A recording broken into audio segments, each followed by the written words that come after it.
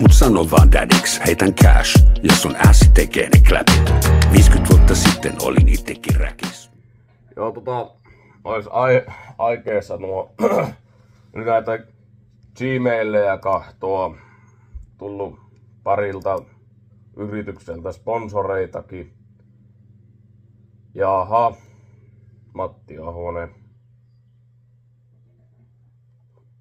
Et saa sinun. Nyt kyllä lähtee Matille vittu viestiä.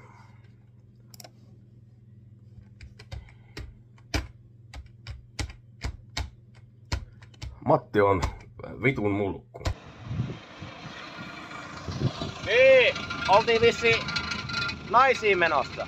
Joo! Joo.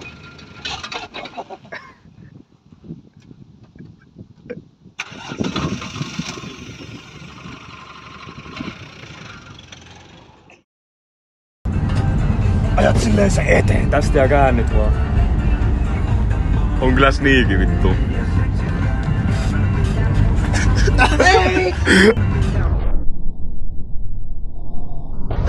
Mitäs täältä Setäsen galleriasta löytyy? Upouusia kuopimulkkuja ja pakkauspäiväpanetta ja vaihtovaipat